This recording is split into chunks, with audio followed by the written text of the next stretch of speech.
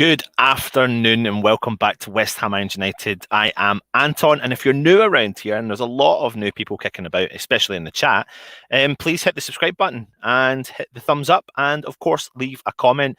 We will be engaging with the comments throughout today's show, but it's really nice to see all the regulars back and of course all the new subscribers. So please come in, check in, and get to know who I am. Anton, West Ham fan, massive West Ham fan, and of course this is West Ham United, who bring you daily content and previews, reviews, weekly shows, daily shows, etc.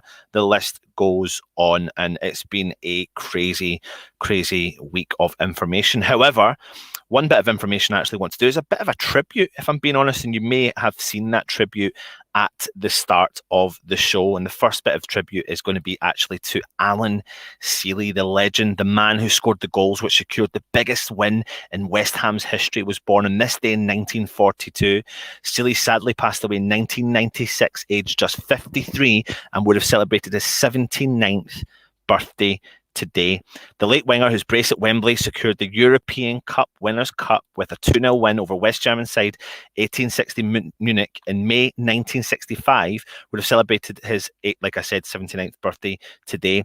His sharp reactions and even sharper finishing were enough to win West Ham the first and so far only continental title. He was born in Hampton in southwest London. He started his senior career with Leyton Orient, playing 4 times before making a short switch to West Ham's Upton Park in a straight swap deal with Dave Dunmure in March 1961.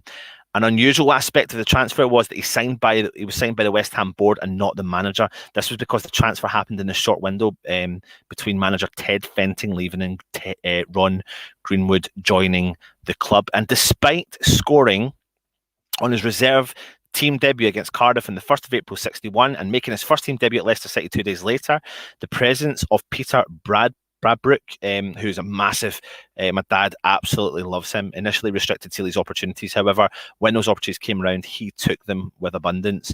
He was an outside right at the time, scored 8 goals in his first 19 games in the First Division, helping West Ham challenge at the top of the table in the first half of the 61-62 season. The goals continued to flow steadily and, if not prolifically, over the next 2 seasons before Sealey helped West Ham win the International Soccer League in the United States in the summer of 63. After playing 22 times in the 63 and 64 season, but not in a successful FA Cup run, he was given the chance to shine in the 64-65 Cup Winners' Cup. With Bradbrook injured, the Londoner started 7 of West Ham's 9 ties, scoring in the second round win over Spartak Prague at Upton Park in November 1965, and of course twice in the 3 second half minutes in that famous Wembley win. The first saw him collect a pass from Ronnie Boyce and slam the ball into the top corner before doubling his tally with a close range finish from Martin Peters and helped on Bobby Moore's cross. Unfortunately, he did suffer a broken leg in a freak accident at Chadwell Heath just a week before the start of the 65-66 season, and would play just 5 more times before joining Plymouth Argyle in 1967. So I hope you enjoyed that tribute. It's always good to talk about a lot of our legendary players, and like I said, it would have been his birthday today, so may he rest in peace. And it's always good to talk about history with West Ham. But as you can see in our title of the show today, the West Ham Daily, it's West Ham, the collateral damage of the ESL. Are West Ham going to be the collateral damage of the absolute disaster that is the ESL? And we're going to have a look at the ESL, the Champions League format, etc. So let's get on to the news that we've all been discussing this week. And literally each hour, more news comes out from all over the fallout regarding the ESL. Man United fans gaining access to the training ground. Is it the owner of Arsenal's son, Sam Kroenke, is attending an Arsenal fans forum? But whilst this has been going on, which you've seen, the shocking, and you could call it shocking, new Champions League rules, which could end up being hugely unfair on West Ham. So we're going to talk about it. If the season was currently stopped, so if the season stopped when West Ham, let's take it on the basis that West Ham were in 4th place, if the season was stopped and the reforms were implemented right now, it would quickly become apparent why they're almost as unpalatable as the European Super League itself. Quietly on Monday, UEFA approved its own plans to beef up the Champions League. from 32 teams to 36 teams, from 125 games to a bloated 225 games. And the shake-up will come in from 2024. So who would make up those extra 4 clubs, you ask? Who would benefit from the riches of the Europe's top table? A club in league, you might hope? Let's see. As it stands, they would be Lyon from France, Liverpool and Borussia Dortmund, plus one of the minor league champions, the latter only after they fought through playoffs.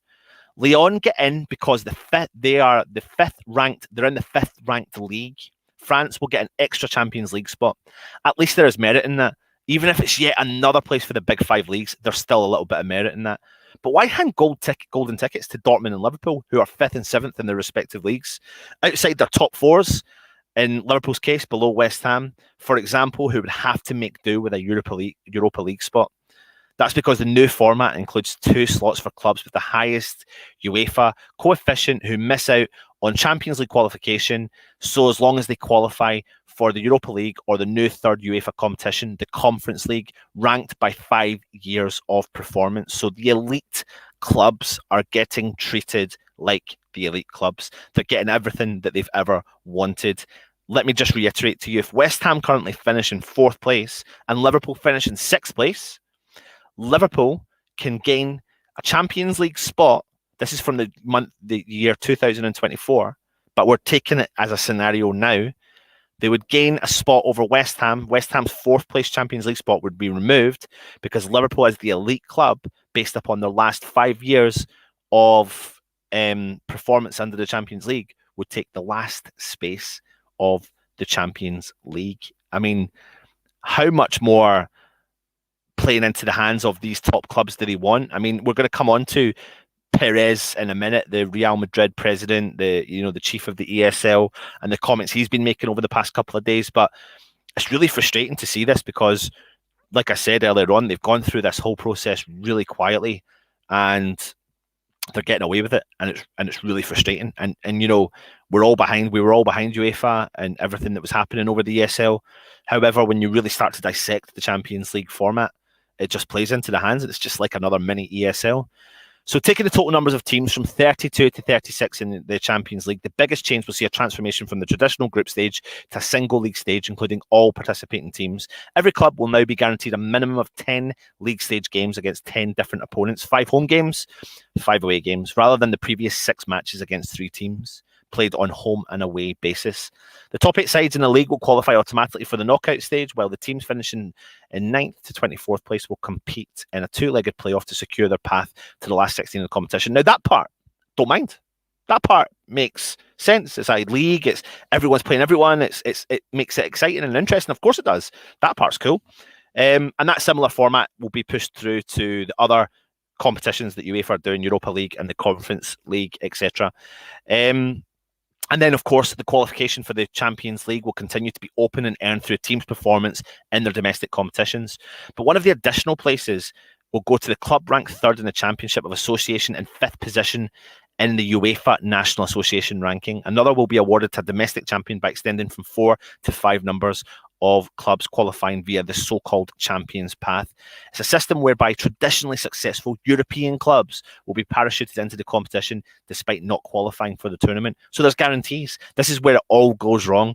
You're guaranteeing elite clubs an option to qualify without deserving the option to qualify. And that's the part that's massively frustrating for me. And that's how that could affect. And, clubs like West Ham and Leicester and Everton, etc., and clubs that are fighting desperately to try and get into a Champions League spot could actually be the collateral damage of this whole ESL European Super League process that's been going on because people are just greedy. The greedy 6 owners have taken it upon themselves.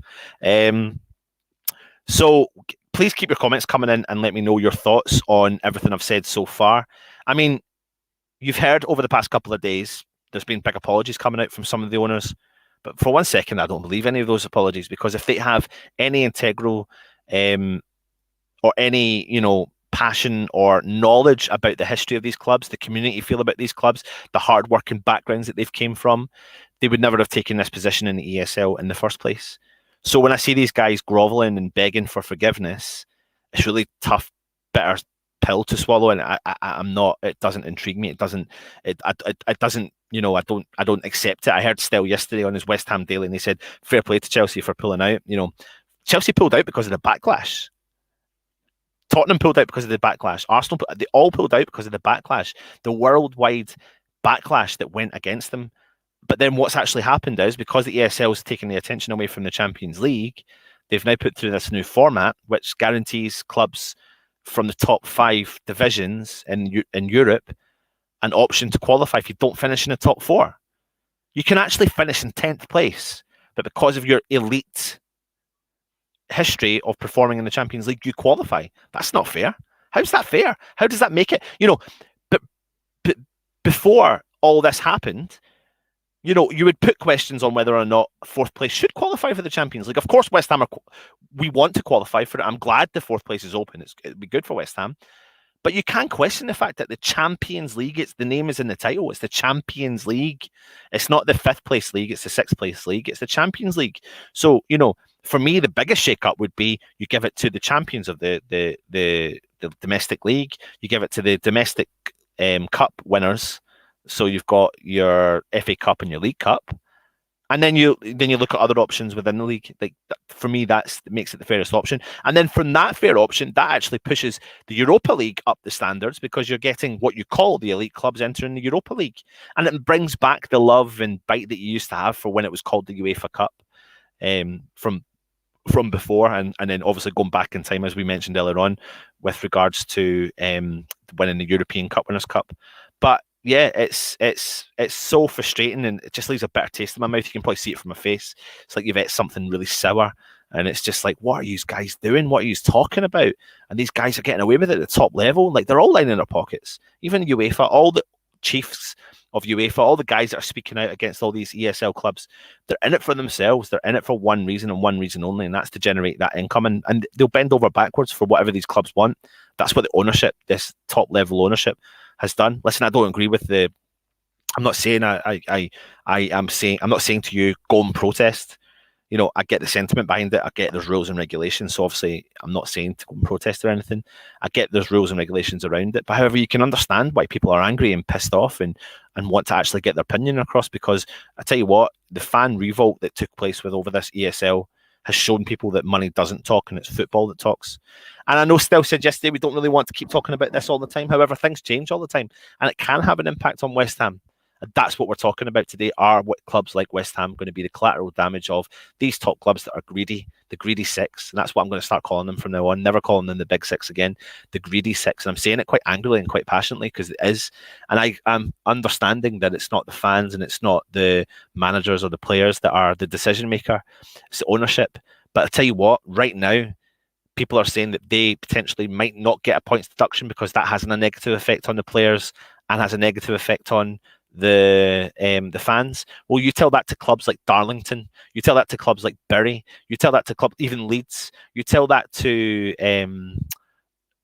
any club that has received a points deductions for breaking the rules in the English leagues from top to bottom. And what happens? The top elite greedy clubs come out, break the rules, but might not get sanctioned for it. It's not the way it works. I'm sorry, it's not the way it works. You have a long line of history of clubs. I actually think I've got the clubs here on my phone. You can tell this is live. And let me just see if I've got that for you right now. And I'll explain the list of clubs that have received fines left, right, and centre and points deductions. I thought I had it. Let me give me. Sorry, again, I know it's live, but just give me. Here we go. Are you ready for this? Wrexham, Leeds, Boston, Portsmouth, Cambridge, Rotherham, Luton, Bournemouth, Dagenham, Southampton, Stockport, Palace, Plymouth, Port Vale, Coventry, Bolton, Wigan, Birmingham, Sheffield Wednesday, all EFL or Premier League clubs whose fans were punished for the clubs breaking the rules. So why is it okay for them to go and get punished and not these greedy six? So I'm all for 100% all for these clubs getting a points deduction because they have broke the rules, and that is exactly what it is. Sorry, I'm so passionate about it. It's really been pissing me off over the past couple of days that people can just come in and just cast shadow over the doubt of anything that people are doing and taking, you know, any anything away from West Ham season or any other clubs that are underperforming from the season. It's just massively frustrating. But then, you've got this man here, Mr. Perez, who thinks he can tell me how I think, or anyone who's at a certain age tell him how he thinks. And he says that players and people are bored of watching the competitions. Well, what are you talking about, mate? What pills are you taking? I mean, you're absolutely mental. He's now speaking out saying that it's nobody has withdrew from the competition because they've all got legally binding contracts. And that's something that people need to consider. They've got legally binding contracts. And he was asked yesterday, what is the penalty for leaving the project? And he didn't answer the question. But he kept saying this, he kept talking about money losses and Real Madrid's loss of money and Barcelona's loss of money. And it stops them from potentially, moving forward with projects to sign players like the likes of Mbappe or whatever. What arrogance these guys have got. What arrogance they have got. And maybe there's a reason why Real Madrid and Barcelona and Juventus haven't spoken out and said they've left the European Super League yet, because maybe there's financial implications for leaving it, because the likes of the other clubs have stated and intended that they wanted to leave, but they've got legally binding contracts, people. They have a legally binding contract, and there'll be financial implications for that. And these clubs may face huge financial implications that may have a knock-on effect to the likes of Manchester United and Arsenal and you name it. And it's just a whole disaster from start to finish. It makes it even worse, the fact that they pulled out after 2 days because they just didn't believe in the project in the first place. So why do it? Why do it? I could go on and on and on. I'm going to come into the chat and see who's in there and have a chat and answer any questions that people are asking. Sorry, it's massively frustrating, but again, you've got to go in the history of the fact that so many clubs before these greedy six have come in and have had points deductions, and then these elite boring six. I've said it. David Trevitt, so Real Madrid president Perez is still being a knob. A door handle knob. Yes, mate, he is. Thanks for joining us. Carno Brown, good afternoon all. Hope you're well. Scott Randall, hope you're well. Thank you for joining us, mate. Father Snowman, good afternoon, everyone. Thank you for joining us. Where are you from, Father Snowman? Let us know some more details, please. That'd be cool. Still no news from the Premier League. No sanctions will be here. Bet we won't hear until the season is over. Well, do you know what? Premier League better pull their hands out and do something, because I'm not going to sit back, and the fans aren't going to sit back. And if they start to realise that there's so many other clubs before them, we literally, Sky Sports News done a countdown timer about how Bury will go out of business after they got a points deduction, after the way all administration was handled, and we have just accepted that, and then this top greedy six clubs are potentially going to get away with it. Absolutely no chance. I'm sorry. Good morning from Florida, everyone. Have a blessed day. Thank you, mate. Exagan Ent. GP, but still is still doing his deluxe dog and painting. He is, mate. Mark Davis, thank you for joining us from Brisbane in Australia. Hope the weather is nice. Hope you're staying safe. What's up, everybody? What's up, Peach? Hope you're well. Thank you very much. Afternoon, everyone. Turns out I can watch the dailies as I finish work at 1. There you go, mate. Thank you very much. COVID jab number 2 in an hour's time. Good man. Hope it's all okay. I've had number 1, so I'm going to be waiting on my date for my second one. Elbow cough. I've already mentioned you. Thank you very much to My Hammers 11 already. Don't you worry. Michael Elliott, afternoon, everyone. Fairly new to the channel. Really enjoying it. Michael, thank you very much for joining us. Lots of content out there. Please keep your feedback coming in as well. We listen to your feedback, and really hope you do enjoy it. So obviously you have subscribed, and that's really cool to hear. Toby Sampson, good afternoon, my dears. Hope you're well, Toby. Chris Lappin, good morning from Peru. Love how international these shows are. Reese, you're all talking to each other. That's great. Toby is saying, yes, Michael, glad to have you, dude. Thank you very much. Let's just keep going down the comments. There's so many. I'm trying to grab where we are. Afternoon, Adam. Thank you for joining us. Osteopop, West Ham. There we are still. Canada, Florida, Brisbane, Peru. Truly an international West Ham YouTube channel. Absolutely. Kent Hammers, Les, Sealey, Uncle. Yep, absolutely, mate. Still welcoming everyone. There's so much history that I do not know about West Ham United, Scott. Absolutely, mate. Absolutely. Wally World, thank you very much to Russ for sending you over today. Scott Randall, 6:20 a.m. in Canada, morning coffee and Irons United. Thank you for joining us, mate. Hope I'm making your morning a little bit brighter, but maybe it's not with the news that we keep bringing you. But I hope you enjoyed the kind of tribute to Alan Sealey at the start. It's always good to go through some history. Thanks for that, Reese. It's good to know that you can do that. What's Stell saying again? And Kilmarnock, oh, here he goes again. We'll just ignore him. Gary, how are you, Anton? Great show. Thank you very much. I'm good, thank you. Yep, keeping well, working, just doing this in the lunch hour. So just got to get as much, people are wanting the content, so we're going to give you the content, but we have to balance it around our daily working lives and our families, etc. You fed up me saying that, but it's the truth, and that's the way it goes. Let's see what everyone is saying. People are saying get liking, that's fine. Still saying go and check the Sky Sports commentary on the interview deluded Perez of Real Madrid gave last night. I mean, it was relentless. I could have done a full show on his comments. I just gave you the likes of what he was saying, and I've got more here. I can go through some of them just near the end.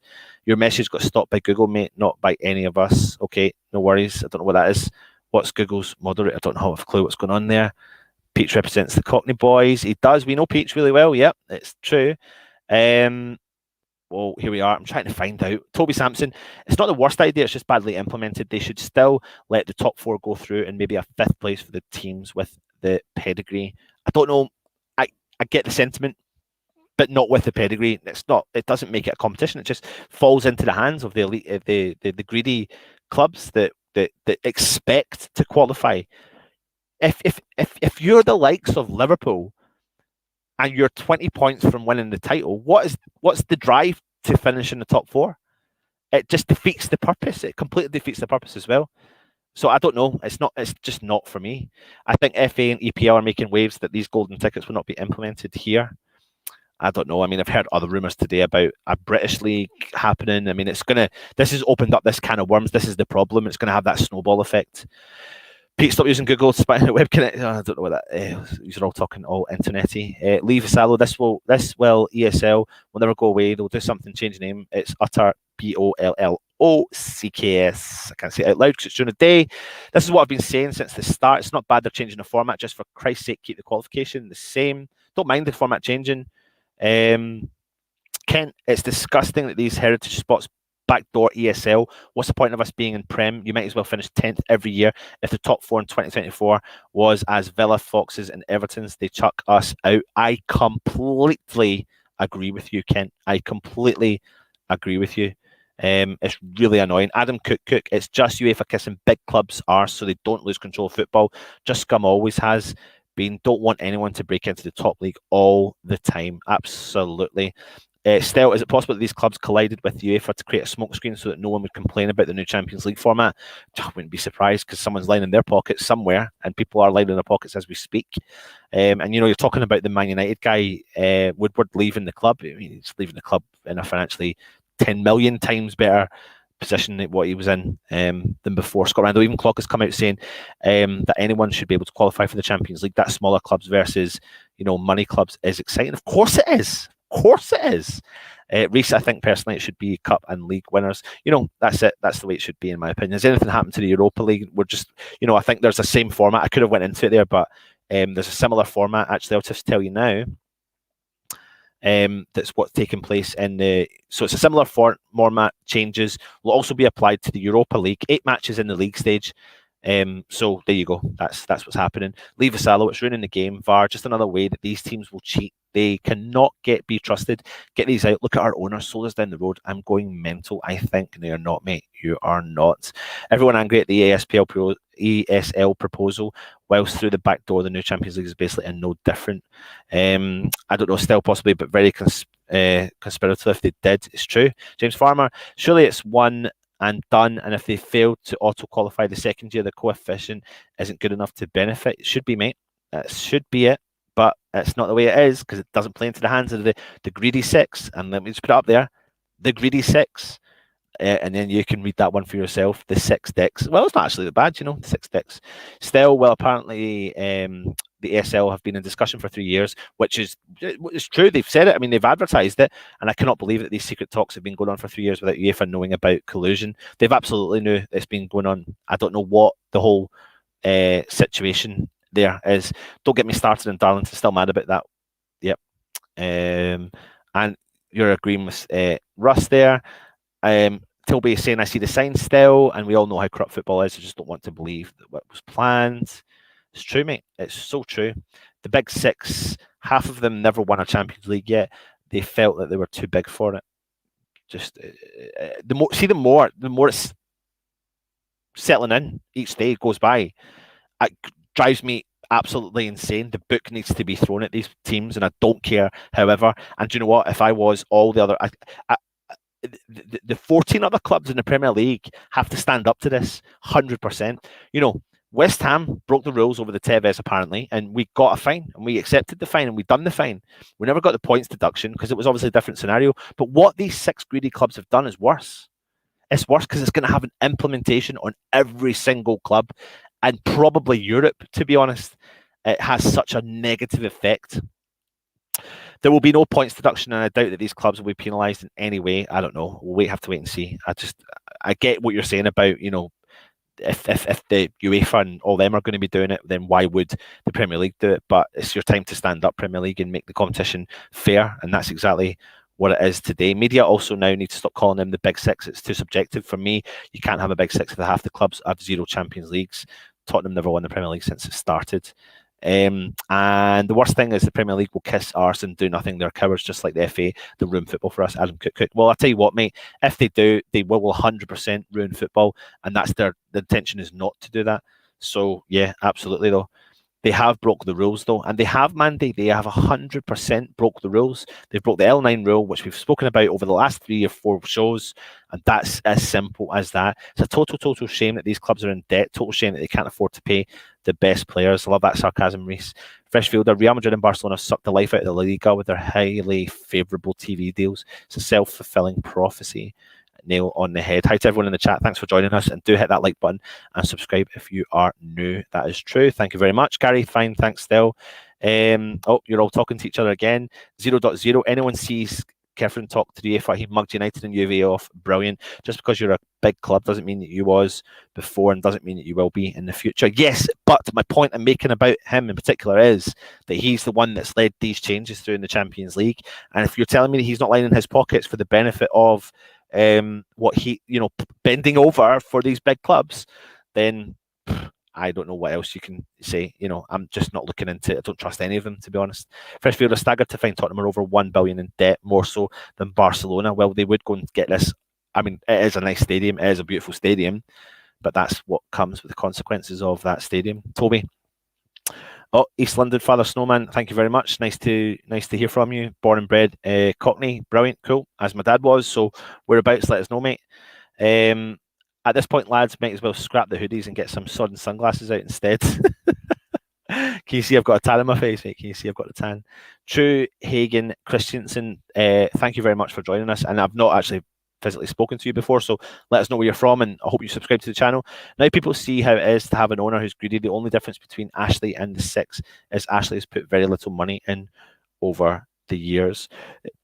Gary Rutter, Big Fat Sam going to do the business tonight. Let's hope so, mate. Toby Sampson, Forged, what's the channel, mate? Oh, some other chat going on in there. Joe Price, would you dock them points this season or next? I would go for this season because it's the exact same way that every other, what makes these clubs better than other clubs? What makes them better from other clubs? And if the clubs are breaking the rules in any other league, they get deducted points. It's simple as that. So I don't take for it. Sky have to blame. They've been promoting this idea of them being the top 6 for some time. Half of them struggle to make the top 6 these days, let alone top 4. You're right, mate. They do. They've all got a responsibility to take. Martin Walsh watching from Cairo. Wow. Amazing. Jason watching from Ann Arbor, Michigan. I love it. Thank you so much for joining us as well. Really appreciate it. The big clubs will get what they want. Hopefully all the fans will do the same about free spaces from the elite. That's from Glenn. Mark, 5-year European ban, 5-year domestic cup ban. Yanis Pap, greetings from Athens. Gary, I'm not saying it. Stop this. Greedy 6, my head in. It's true. They're all greedy bears, Anton. They are, mate. 0.0 for me. I'd change the Champions League now completely. It'd be the champions of the competitions, League champs, FA Cup champs, Europa champs, and even League Cup champs.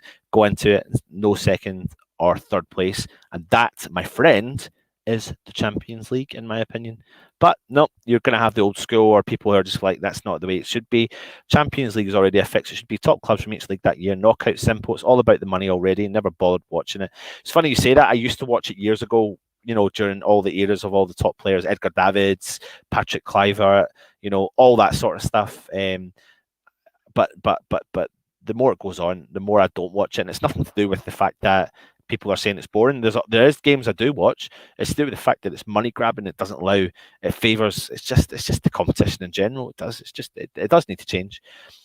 Marina, two of the failed super teams that wanted to break away grabbed millions in the UK taxpayer funding. Tottenham accessed 175 million through the fund set up by the Bank of England for UK Treasury. Yep. And Arsenal planned to grab 120 million. Both clubs cut jobs and salaries from staff and claimed furlough and add everything else due to COVID down. And then suddenly the greedy want more and they just can't, can't accept it that way. So many comments. I'm jumping through so many. I'm going to be having to leave in 5 minutes because I've got another meeting I need to go into. Second in Marina, it's an outrage, and I feel that they get away with it, and they do. 0.0. Klopp says that, but why doesn't he join a small club then and try and get them into the Champions League? The only thing I'll say about Klopp is, I know he joined Liverpool, but his history is joining clubs that are underperforming but have got a pedigree of pushing forward and then taking them to the next level, and that's what he, in theory, you could say has done. Maybe apart from this season. I'll leave you all to read that one. Scummy 6. Mark Alexander, points deduction and 2-year European ban. Fine money means nothing to them. It's true. It's absolutely true. And yeah, they have to be docked. It's as simple as that. Kick them out and put 6 championship teams in there. Could you imagine how interesting it would be? Clive Vendetta. West Ham looks so good this year. When you beat Chelsea Sunday, you'll finish top 4. Thanks, Doc. Mate, could you imagine? Still, we feel we would have been better off without the 6. Any word of our injured players returning for Chelsea? Jason, keep an eye on our channel tomorrow. We've got West Ham Daily, and then we've got a preview as well, so we'll talk really in depth about the Chelsea game. West Ham got lucky as Liverpool and Leicester got a draw. I mean, that's the Premier League. It's the way it works. So I don't even know if it's lucky. It's just the way it happens. Maybe Chelsea and all them got lucky because West Ham got beat. So it's just the way you look at it. Why do they claim it'd be unfair to punish the fans at the club with the points deductions, yet they have no problem doing the same with Leeds, Rangers, Portsmouth, Coventry, etc.? That's my point I was trying to make. 100%, mate. Nail on the head again. Clive, beat Chelsea Sunday. You'll be in the top 4. Thank you very much. Google moderator, whoever you are, can you please stop deleting comments which are not offensive? We have moderators in this chat controlling things. Thanks very much. Google moderator, what's that? Still, message me and let me know. I don't know what you're talking about. Is something going on?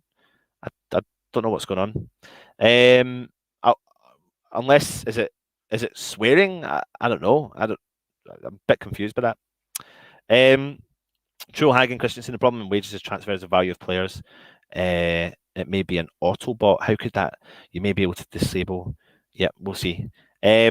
Martin, join the show on Friday afternoon. I'll update you on players and injuries. Of course, we'll join the West Ham Daily. I think Stell's doing that tomorrow, and then followed that later on. It's actually going to be an early preview. It's not going to be out at the 8:30 time that we normally do. It's actually going to be around about 6 o'clock, but keep an eye on the socials. We'll tell you when that's coming up, and we'll keep you updated on when that comes out. Hi, folk. Thanks for joining us. I'm just skipping loads. Yeah, he's going to talk to me after the show. That's fine. Right, cool. I've managed to jump all the way down to the bottom. So, yeah, thank you for joining us. I mean, this is our West Ham Daily Show. We do it every single day, Monday to Friday, that is, 1:15 p.m.-ish, coming on straight after Russ's My Hammers 11's channel when he does his daily shows. However, there are some days that the reason why we say 1:15 p.m.-ish is because we sometimes delay that show because of work commitments or family commitments, etc. But you'll always find that we will be putting the show out within 2 hours of the slot from 1:15 onwards, 1:15 onwards, etc. So that's really how it goes. But yeah, will West Ham fall and be the collateral damage of these greedy 6 clubs? Let's hope not, and let's hope that we can. Let's hope that we can go on to the Chelsea game and get a result and push forward and get rid of these greedy 6 and give them a points deduction and win the league and qualify as champions fairly for the Champions League automatic spot number 1 straight into the group stages. Could you imagine that? Knockout stages of the Champions League. Could you imagine that? Wow. Anyway, I mean, it's Anton. This is West Ham United. Go and check us out on Facebook. Go and check us out on Twitter. I think we've got an Instagram, we've got a website, we've got a shop. And yeah, we've got loads of cool stuff coming up. I've been Anton. This is West Ham United. Come on, you Irons.